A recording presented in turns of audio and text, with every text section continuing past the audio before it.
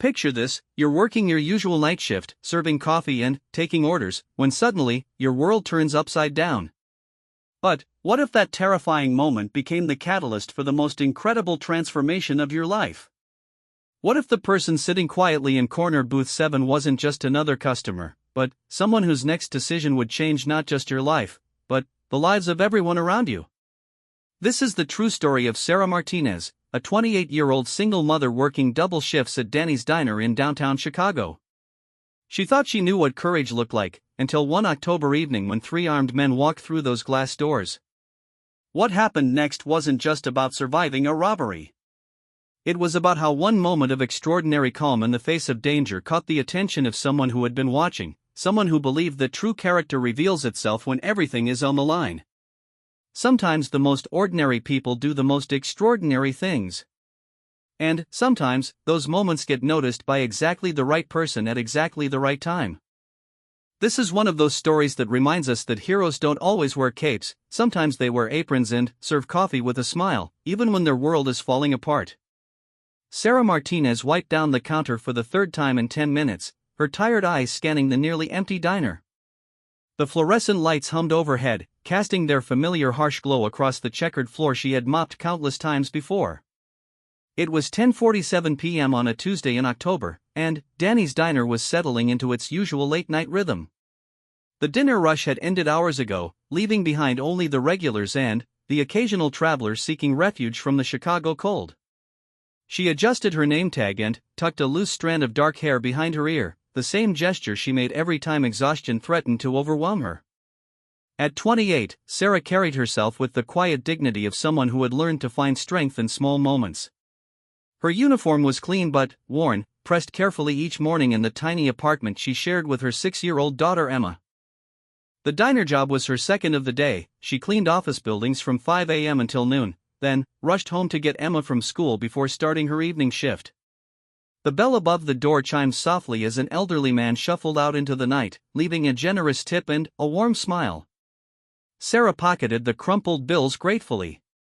Every dollar mattered when you were trying to save for your daughter's future while keeping the lights on. She had been working toward her nursing degree for 3 years now, taking classes online whenever she could steal a few quiet moments. The dream felt distant sometimes, but Emma's bright smile each morning reminded her why she couldn't give up. In the corner booth, booth number 7, sat a man who had become something of a fixture over the past few weeks. He was probably in his 50s, well-dressed but not flashy, with kind eyes behind wire-rimmed glasses. He always ordered the same thing, black coffee and apple pie, and always left quietly without much conversation. Sarah had noticed he seemed to watch people, not in a creepy way, but with the interest of someone who found humanity genuinely fascinating. She had started bringing him free refills without asking, and he always thanked her with a genuine smile that reached his eyes. Tonight felt different somehow. The air held that electric tension that comes before a storm, though the weather forecast had promised clear skies. Sarah shook off the feeling and continued her closing routine. The cook, Miguel, was already cleaning the grill in the back, the sizzle and scrape of his work providing a comforting soundtrack. Danny himself had gone home hours ago, trusting Sarah to lock up. She had earned that trust through 2 years of reliability, never missing a shift, never shortchanging a customer. The diner had become more than just a workplace for Sarah. It was a sanctuary where she could focus on something other than her worries. She took pride in remembering how each customer liked their coffee, in making sure the night shift workers and insomniacs who wandered in felt welcome. Some nights, she felt like she was running a refuge for lost souls, and, in a way, she was one of them too. Her phone buzzed quietly, a text from her neighbor Mrs. Chen, who watched Emma while Sarah worked. "She's asleep. Did great on her spelling test today. 98%. The message made Sarah's heart swell with pride and ache with guilt simultaneously. Emma was growing up fast, and Sarah sometimes felt like she was missing too much of it. But every sacrifice was for Emma's future, for the opportunities Sarah never had. The man in booth 7 looked up from his newspaper and caught her eye. "Thank you for the excellent service tonight, Sarah," he said, his voice carrying a warmth that seemed genuine. She noticed he had read her name tag, but somehow it felt personal rather than performative. "Of course, Mr. she realized she had never learned his name despite weeks of serving him. James, he supplied with that same kind smile. James Wellington. The name didn't mean anything to Sarah, but there was something about the way he introduced himself that suggested it might mean something to others. I hope you don't mind me asking, but you seem to really care about this place, about the people who come in here. Sarah felt a slight blush creep up her neck. I just try to do my job well. Everyone deserves to feel welcome somewhere, you know? She wasn't sure why she was sharing this with a customer, but something about James Wellington invited honesty. That's a rare quality, he said, folding his newspaper neatly. Genuine care for others. It's becoming increasingly uncommon in the world. Before Sarah could respond, the bell above the door chimed again.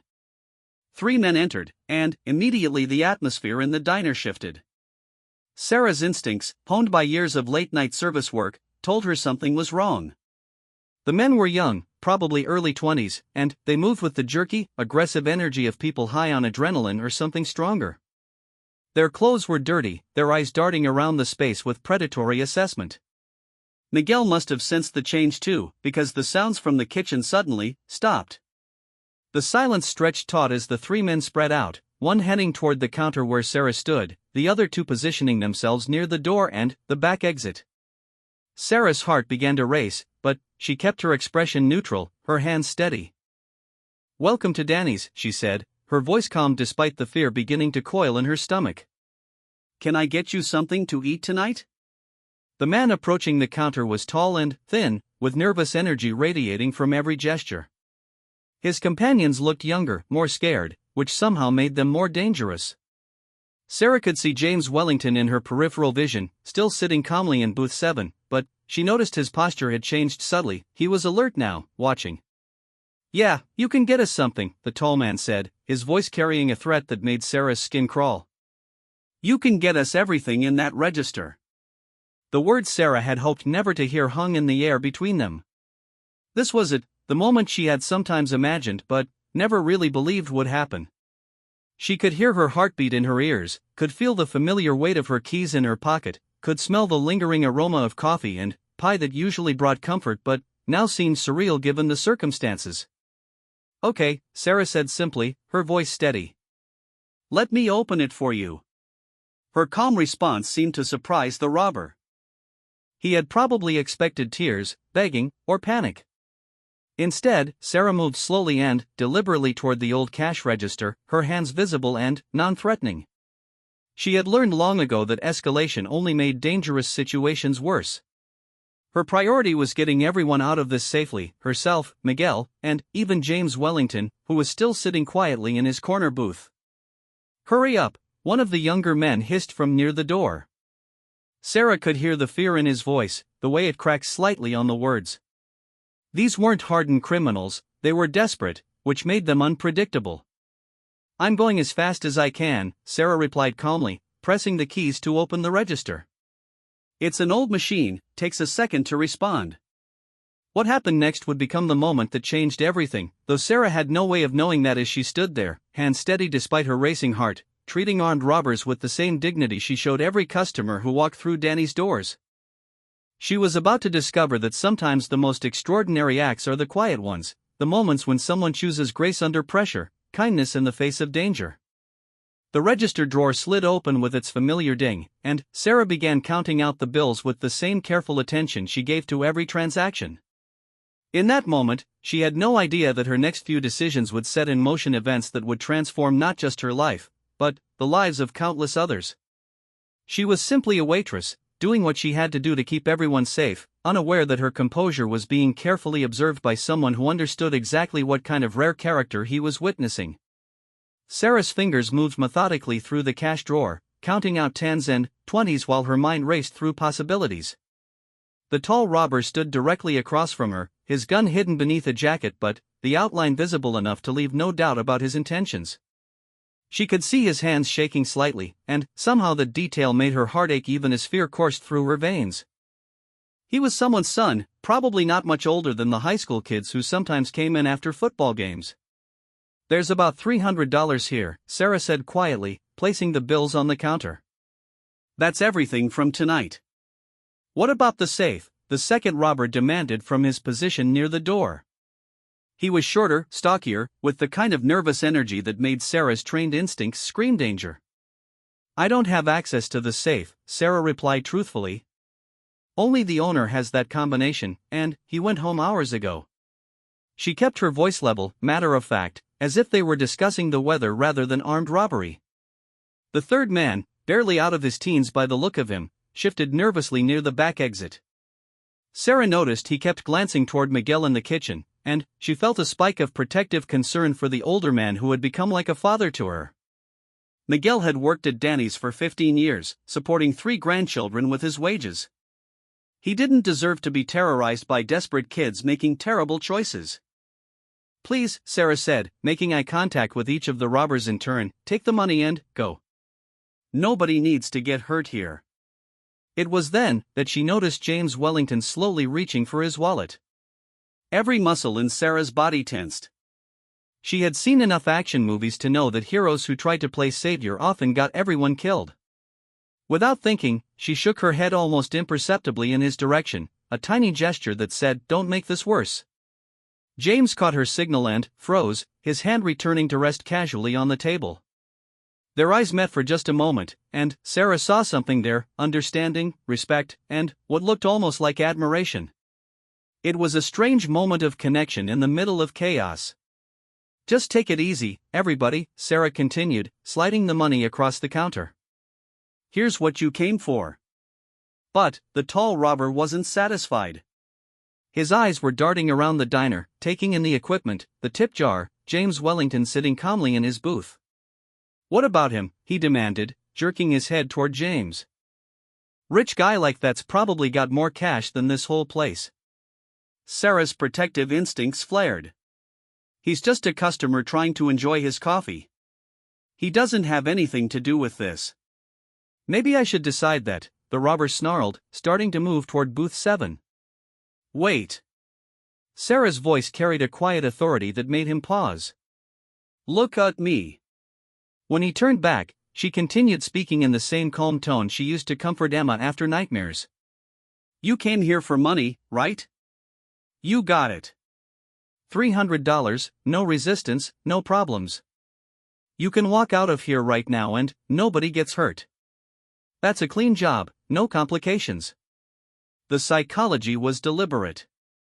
Sarah had learned from her online criminology classes that most robbers wanted to feel competent, in control. By framing their theft as successful rather than inadequate, she was giving them a way to save face while de-escalating the situation. The younger robber by the back door spoke up, his voice cracking with stress. "Come on, man, let's just go. We got what we came for." But the tall one was still looking at James Wellington, calculating. Sarah could practically see the wheels turning in his head. Here was an obviously wealthy man sitting alone, probably carrying credit cards, maybe cash. The temptation was written across his face. "Sir," Sarah called out to James, her voice carrying a subtle warning. "Why don't you finish your coffee? I'll bring you the check in just a minute." James understood immediately. "Of course," he replied calmly, taking a sip from his mug as if armed robbers were a normal part of his evening routine. No rush at all. The casual exchange seemed to confuse the robbers. They had expected panic, chaos, maybe heroics. Instead, they were witnessing something unprecedented: a waitress managing their crime scene with the same professional courtesy she showed every customer. Sarah turned back to the tall robber, her expression gentle but firm. "Everything you wanted is right there on the counter. Clean, simple, done. The smart move is to take it and leave." For a long moment, the diner was suspended in tense silence. Sarah could hear Miguel breathing heavily in the kitchen, the hum of the fluorescent lights overhead, the distant sound of traffic on the street outside. In booth 7, James Wellington sat perfectly still, watching the scene unfold with the focused attention of someone who understood he was witnessing something remarkable.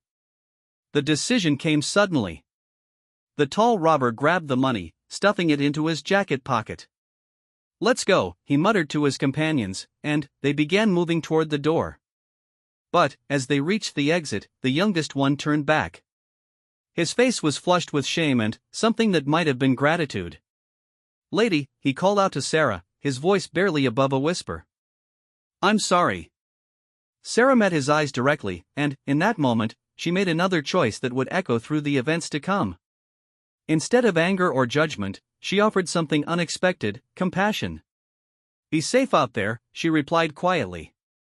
"And make better choices tomorrow." The young man's face crumpled for just a second before he turned and fled into the night with his companions. The bell above the door chimed their departure, leaving behind a silence that felt both heavy and sacred. Sarah stood motionless for a moment, her hands gripping the counter as the adrenaline began to ebb. She could feel her knees starting to shake, the delayed reaction to fear beginning to set in.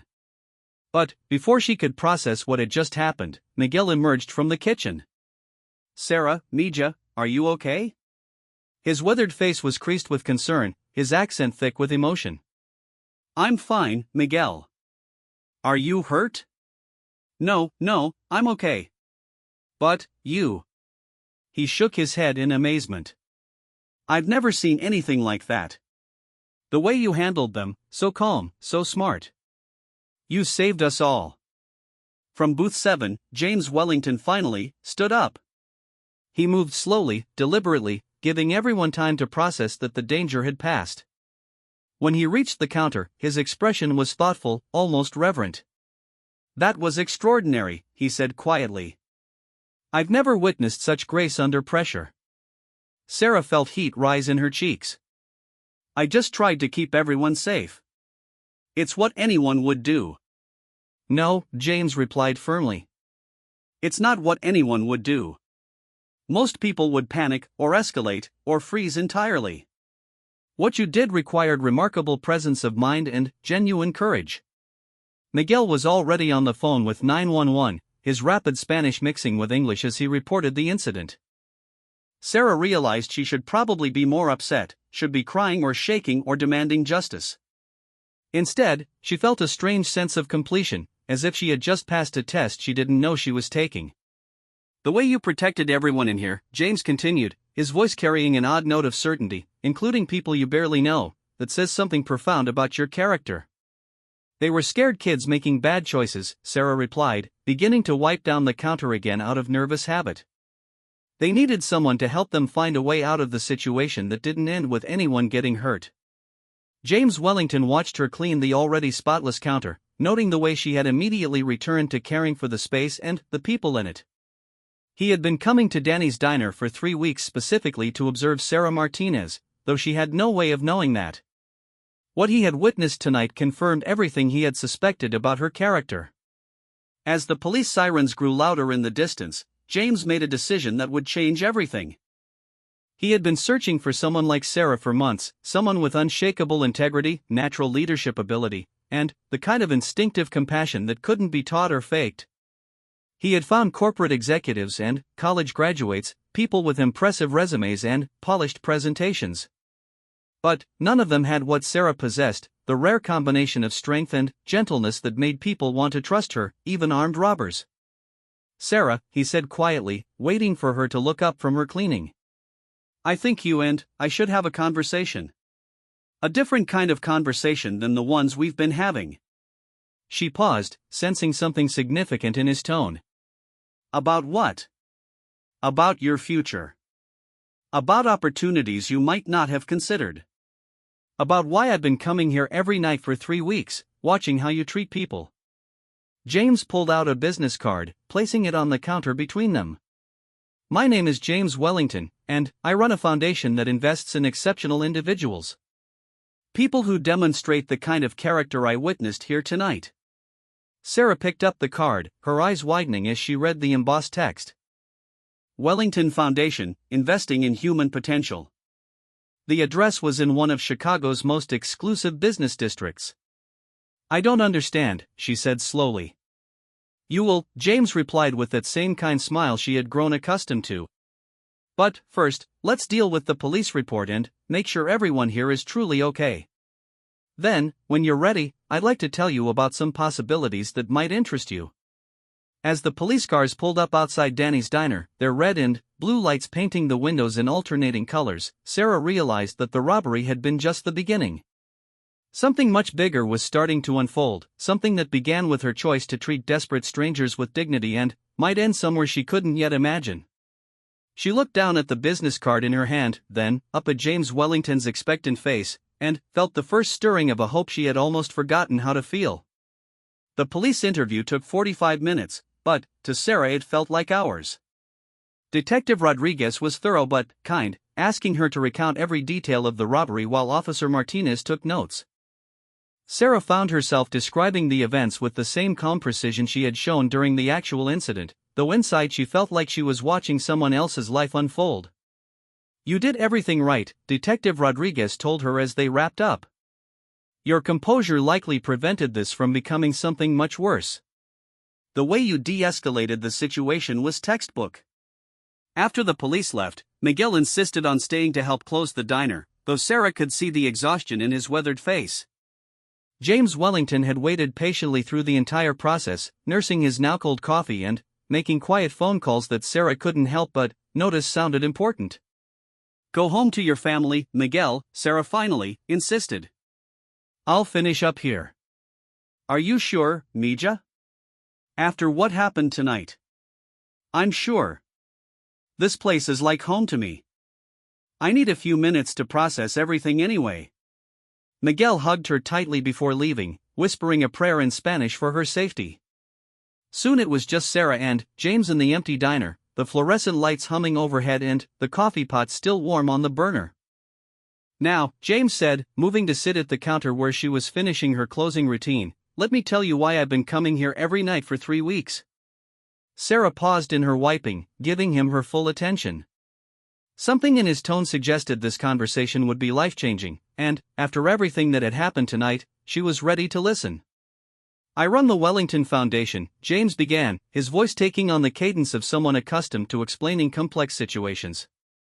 "We're not like other charitable organizations.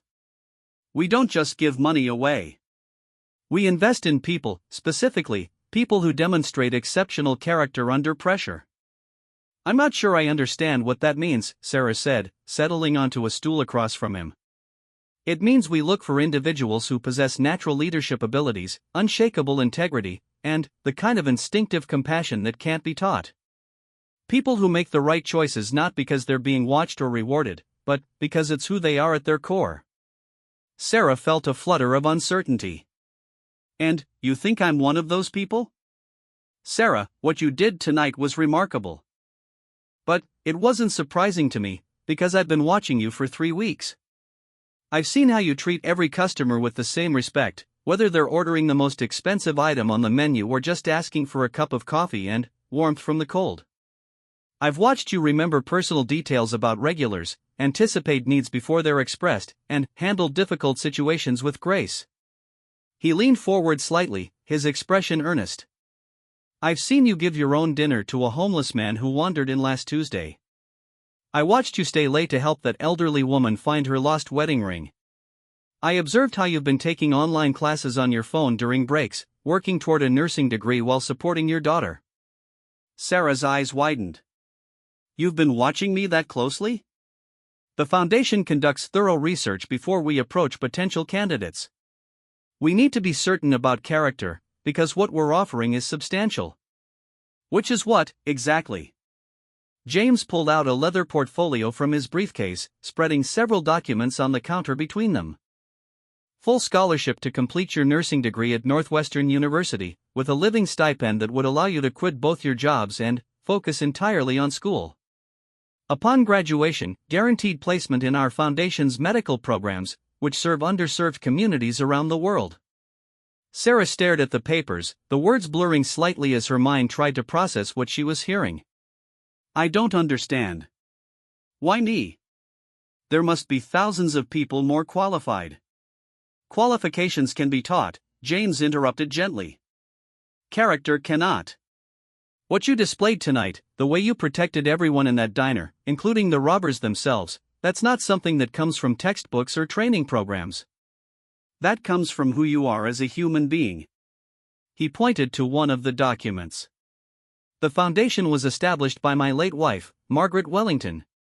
She believed that the world's problems couldn't be solved by throwing money at them, but only by investing in people with the moral courage to make difficult choices for the right reasons.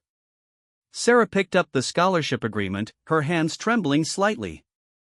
The numbers on the page seemed impossible: full tuition, books, a monthly stipend that was more than she currently made working 2 jobs. This can't be real. It's very real. But there's more. James pulled out another set of documents. The foundation also believes in community impact. If you accept our offer, we would also like to make some investments in this community that has shaped you. The next papers made Sarah's breath catch in her throat.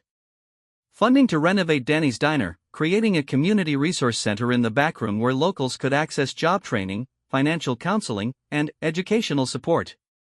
A scholarship fund for single parents in the neighborhood pursuing higher education. Investment in the local elementary school that Emma attended. "I don't understand," Sarah whispered. "Why all of this?" "Because we've learned that exceptional people don't emerge in isolation. They're shaped by communities, by places like this diner, by relationships with people like Miguel. When we invest in someone like you, we invest in the entire ecosystem that created your character." Sarah set the papers down, overwhelmed. "This is too much. I'm just a waitress who did what any one decent person would do." "No," James said firmly. "You're not just a waitress, and what you did tonight is not what most people would do. Most people, faced with armed robbers, would comply out of fear and hope for the best. You took control of the situation, protected everyone involved including the perpetrators, and turned a potentially tragic incident into a lesson in human dignity." He stood up, moving to look out the window at the quiet street beyond. "Sarah, I've been searching for someone like you for 8 months. I've interviewed CEOs, professors, military officers, social workers. All impressive people with excellent credentials. But none of them had what I witnessed here tonight." "Which is what?" "The ability to see the humanity in people who are threatening you. The wisdom to de-escalate rather than judge. The strength to remain calm when others are falling apart." James turned back to face her. "Those are the qualities of someone who can truly change the world." Sarah thought about Emma, asleep at Mrs. Chen's house, probably dreaming about her spelling test triumph. She thought about Miguel, who had worked at Danny's for 15 years supporting his grandchildren. She thought about all the late-night customers who wandered in seeking nothing more than human connection and a warm cup of coffee. "If I said yes to this," she began carefully, "what would happen to my life here? To Emma's school, to Miguel, to this place?" Emma would attend one of Chicago's best private schools on full scholarship. Miguel would become the manager of the renovated diner, with a significant raise and benefits package. And this place would become a hub for community development while maintaining its character as a refuge for people who need one. James returned to his seat, his expression gentle but determined. "Sarah, exceptional people often don't realize they're exceptional because they're focused on doing what needs to be done rather than seeking recognition. But the world needs people like you in positions where you can have greater impact. What if I'm not ready? What if I fail? The foundation provides comprehensive support, tutoring, mentoring, counseling, whatever you need to succeed. And, based on what I've observed, failure isn't something you need to worry about." Sarah looked around the diner one more time, taking in the checkered floor she had mopped thousands of times, the counter she had wiped clean after serving countless customers, the booth where James had sat night after night, apparently changing her life without her knowledge. "The robbery tonight," she said slowly, "that wasn't a coincidence, was it? You being here, I mean. I'd been here every night for 3 weeks, always until closing time. I wanted to see how you handled various situations, including difficult ones. I never expected something as serious as armed robbery, but your response confirmed everything I had suspected about your character. You were testing me. Life was testing you. I was simply observing." James gathered up the papers, but left them within Sarah's reach. "You don't need to decide tonight.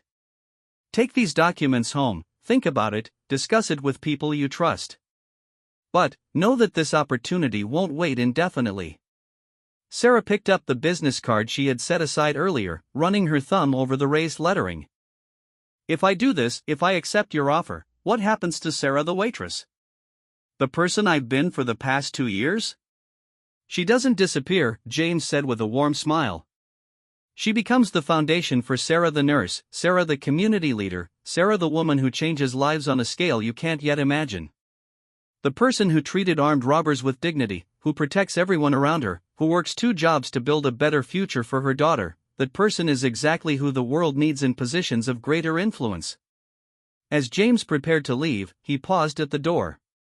Sarah, I want you to know that what happened here tonight would have convinced me to offer you this opportunity even if I hadn't been observing you for weeks. The way you handled that situation was extraordinary. It didn't feel extraordinary. It felt like the only decent thing to do. Exactly, James said. That's what makes you so remarkable. After he left, Sarah sat alone in the empty diner, surrounded by documents that promised to transform everything she had ever imagined possible for herself and Emma. The robbery that had started the evening seemed like it had happened in another lifetime, though she could still feel the echo of adrenaline in her veins. She thought about the young robber who had apologized, who had looked at her with such shame and gratitude when she told him to make better choices tomorrow. She thought about how James had sat calmly in booth 7, trusting her judgment even when his own safety was at stake. She thought about Miguel's face when he called her a hero, and about Emma's bright smile when she talked about her dreams of becoming a teacher. Most of all, she thought about the choice she was facing, between the familiar struggle she had grown accustomed to and the unknown possibilities that seemed too good to be true. As she locked up Danny's diner for what might be the last time as just a waitress, Sarah Martinez realized that sometimes the most extraordinary opportunities arise from the most ordinary moments of doing what's right. The robbery had lasted less than 10 minutes, but its consequences would ripple through the rest of her life. Because sometimes when we choose compassion over fear, when we treat every person with dignity regardless of circumstances, when we remain calm in chaos and look for solutions instead of blame, the universe responds in ways we could never have imagined.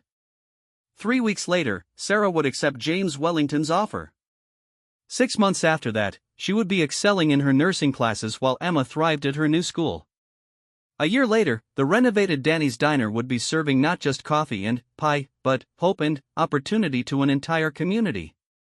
And 5 years later, Dr. Sarah Martinez would be running medical clinics in underserved communities around the world, carrying with her the same quiet dignity that once de-escalated an armed robbery in a Chicago diner. But all of that began with a single choice: to see the humanity in desperate strangers and respond with grace instead of judgment. Sometimes the smallest acts of courage create the biggest transformations, and sometimes the people who change the world are the ones who never thought of themselves as extraordinary at all.